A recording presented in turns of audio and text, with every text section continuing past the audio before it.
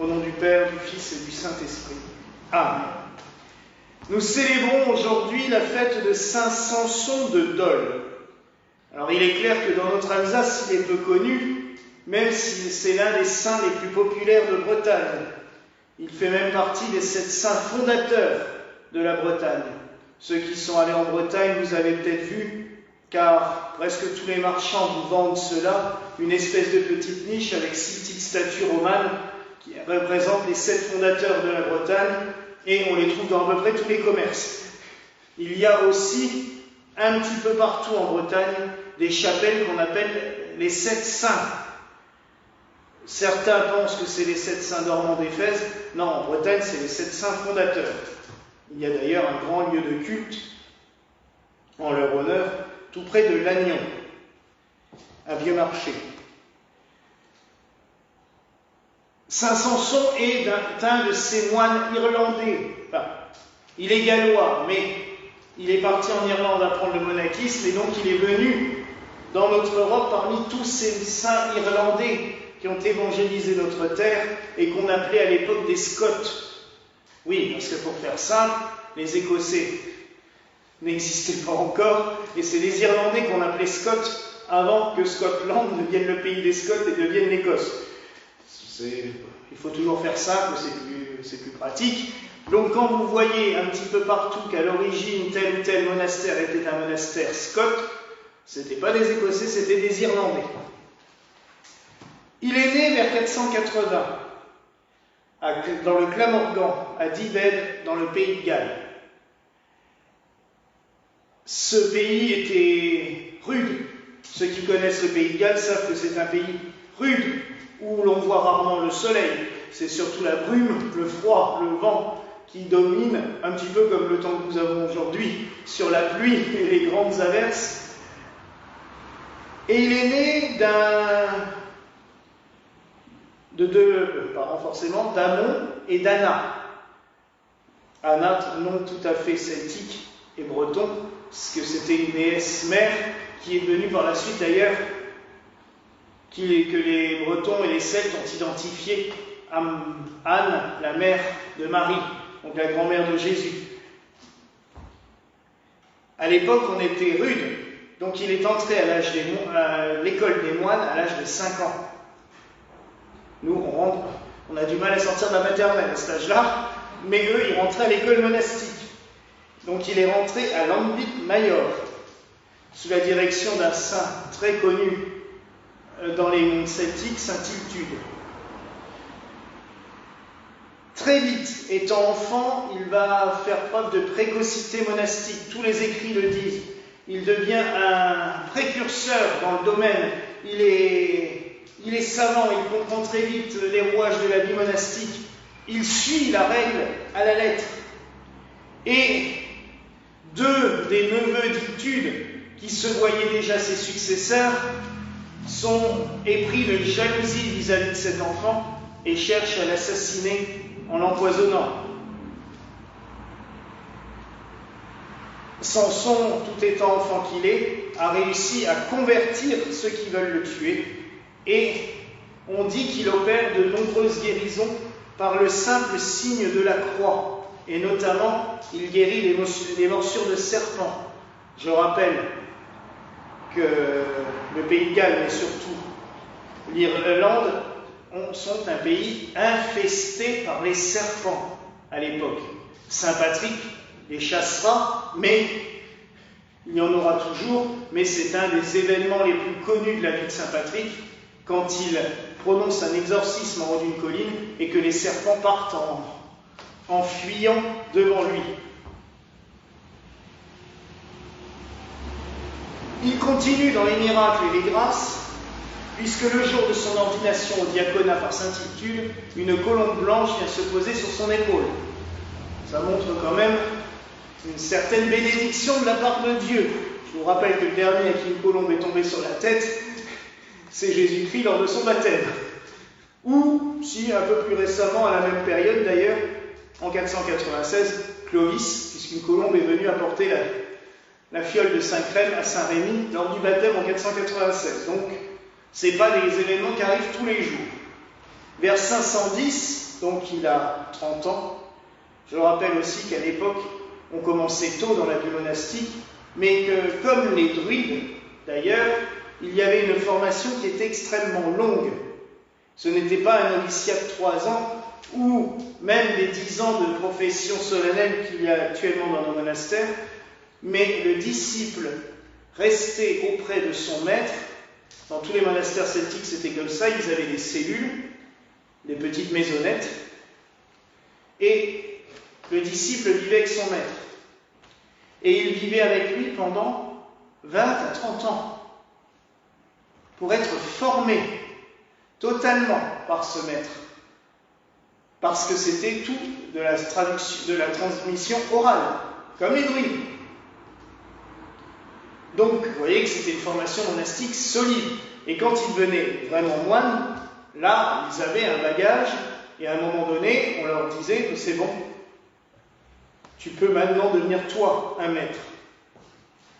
Donc vers 510, il se retire sur l'île de Chaldée, près de Pembroke, au pays de Galles encore, comme ermite. Mais son papa est gravement malade, il rentre vers chez lui, il le guérit, et il en profite pour convertir ses 5 frères et sa sœur à quitter le monde pour entrer au monastère. Toute la famille devient religieux et religieuse. Comme ça, au moins, il les a sous la main. À Chaldée, dans l'abbaye où il était, l'abbé étant mort, il est élu abbé de ce monastère.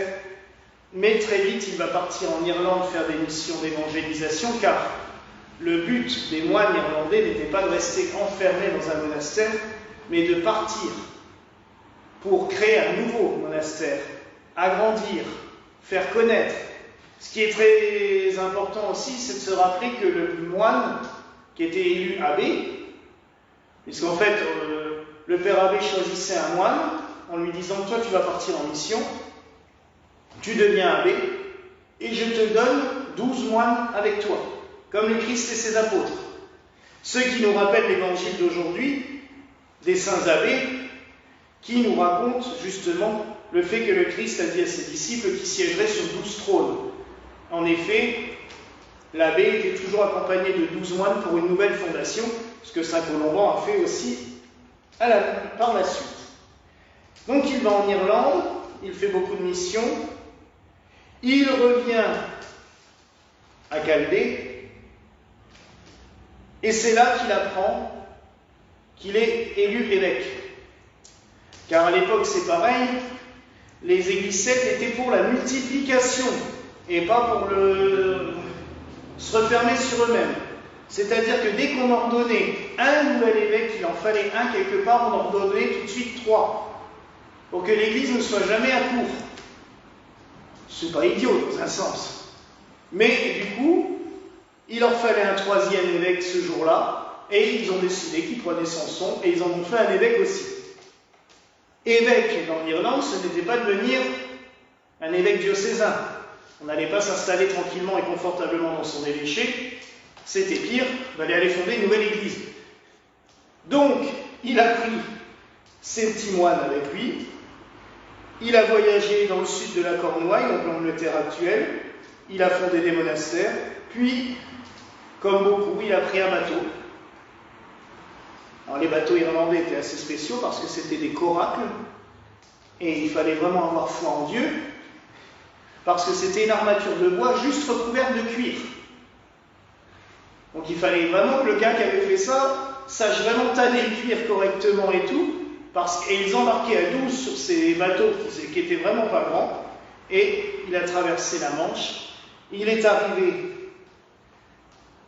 sans aucun doute dans l'embouchure de l'actuel Mont-Saint-Michel, puisqu'il a fondé une ville à 4 km du Mont-Saint-Michel qui s'appelle Dol de Bretagne, qui est une très belle ville, qui a été spectaculaire pendant tout le Moyen-Âge, car c'était un lieu de grande foire, un lieu de rassemblement, qui maintenant est un village de 2000 habitants, mais avec une cathédrale gothique flamboyante et resplendissante, immense surtout, parce que la cathédrale a été construite au moment de la splendeur de cette ville et au moment où le pèlerinage en l'honneur de Saint Samson attirait des pèlerins de l'Europe entière.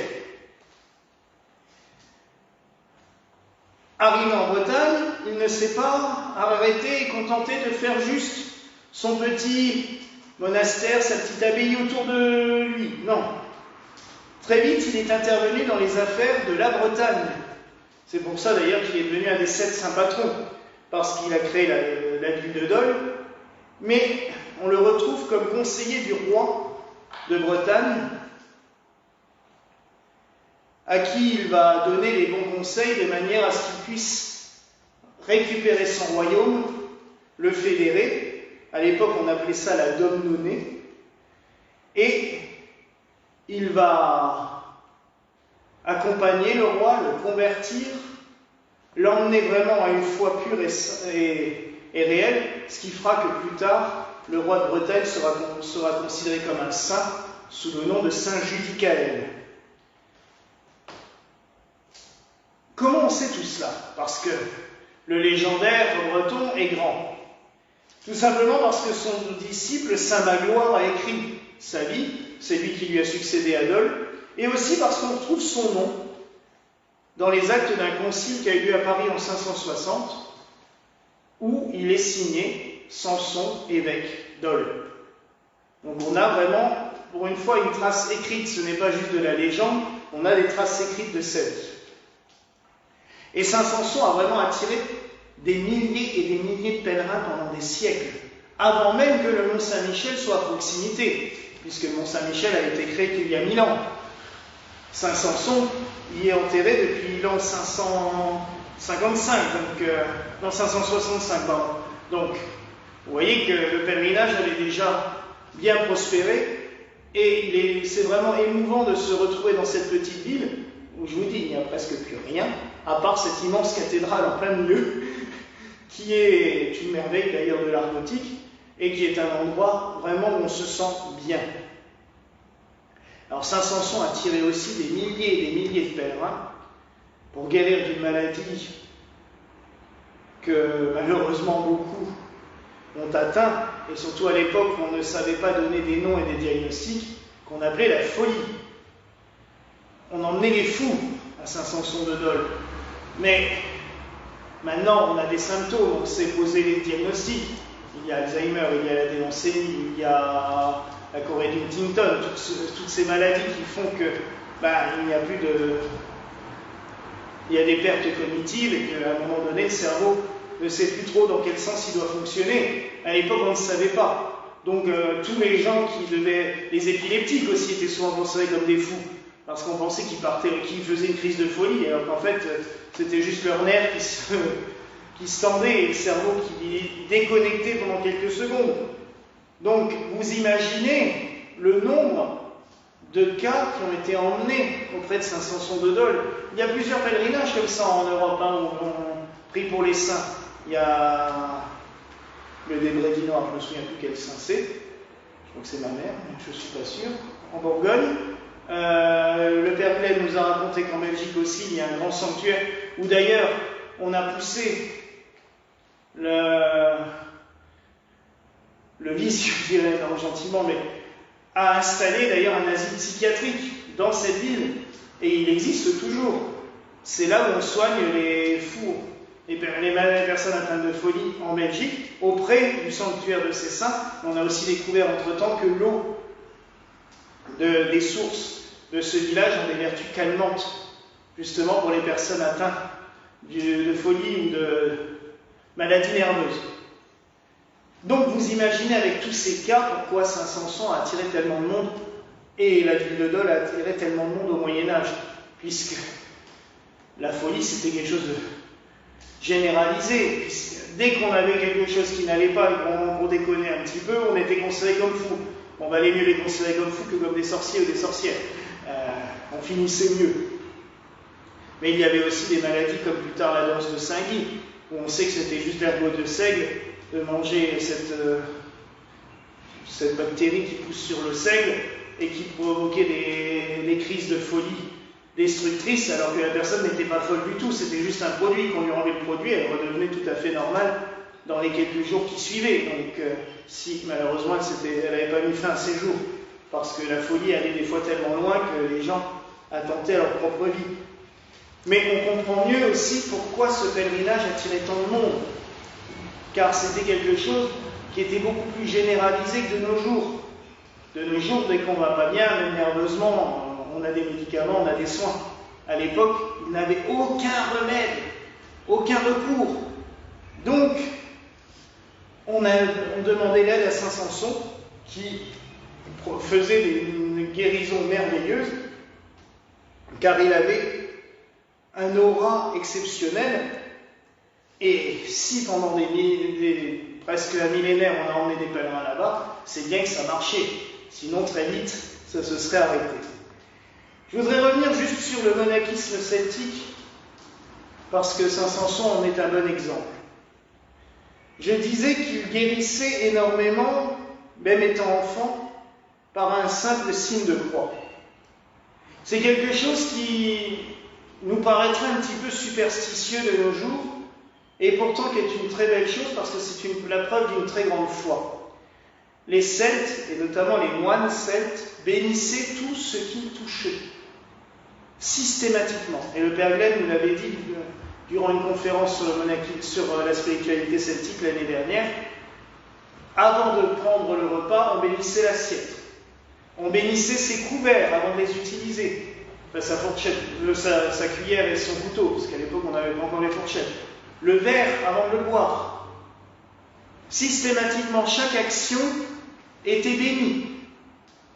Je rappelle que bénir, c'est dire du bien de quelque chose au nom de Dieu. Benedicte Fere.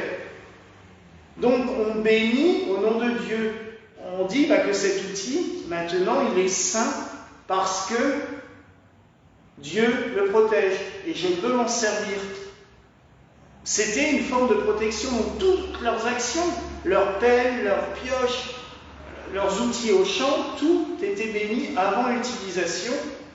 Ce qui veut dire aussi, c'est que l'on voit en toute chose quelque chose de saint. De nos jours, quand on voit que certains prêtres rechignent à bénir, ne serait-ce que même un objet religieux, en disant ça représente une croix, alors c'est béni d'office, non. La bénédiction, c'est quelque chose d'important. Et ça marque aussi toutes nos actions. Ça met aussi en tête que toutes nos actions sont faites au nom de Dieu. On ne fait rien pour nous-mêmes. On ne doit rien faire pour nous-mêmes. On fait tout pour Dieu, pour la gloire de Dieu, au nom de Dieu. Et ça, dans l'esprit celte, c'était vraiment marquant. Et c'est pour cela que je trouve ça très beau de bénir toutes choses avant de les utiliser. Et ça me fait penser à saint Tugdual, qui était d'ailleurs archevêque de Dole à la fin de sa vie, qui est un de mes pères spirituels par l'esprit, puisque je n'ai pas pu le connaître, mais j'ai connu son disciple, Monseigneur Gall, qui parlait des saints outils en parlant du matériel religieux. Quand il appelait son disciple, Monseigneur Gall, pour aller faire une bénédiction, pense à prendre tes saints outils, ou ta sainte boîte à outils. Mais c'est pas péjoratif, au contraire, puisque dans l'esprit celtique, tout est saint, puisque tout sert au nom de Dieu et à la gloire de Dieu. Donc pour lui, c'était logique. Et il rendait tout saint par la bénédiction. Mes frères et sœurs, n'oublions pas que nous pouvons toutes et tous bénir aussi. C'est clair, le prêtre fait ses bénédictions, il bénit vos objets quand vous le demandez, mais rien n'empêche à la maison de bénir, de faire juste un signe de croix sur un objet, même sur nos animaux quand ils ne vont pas bien, sur un ami malade qui ne va pas bien si le prêtre n'est pas là, rien ne nous empêche de le bénir. Car ce n'est pas nous qui bénissons, c'est Dieu, puisqu'on dit du bien de quelque chose au nom de Dieu. Et les Celtes l'avaient réellement compris, que tout est saint, tout est sanctifié. Alors oui, mes frères et sœurs, en ce jour, prenons conscience de cette sanctification permanente. Nous sommes toutes et tous appelés à devenir des saints, mais nous le sommes déjà en grande partie par notre vie, mais par la bénédiction que nous recevons de Dieu, puisque nous avons été créés par Dieu, que nous sommes là pour servir Dieu, nous sommes bénis par lui. Il ne faut jamais l'oublier. Alors oui, avançons, toujours, sous la bénédiction de Dieu, comme l'a fait saint Samson de Dol. Voilà la grâce que je nous souhaite au nom du Père, du Fils et du Saint-Esprit. Amen.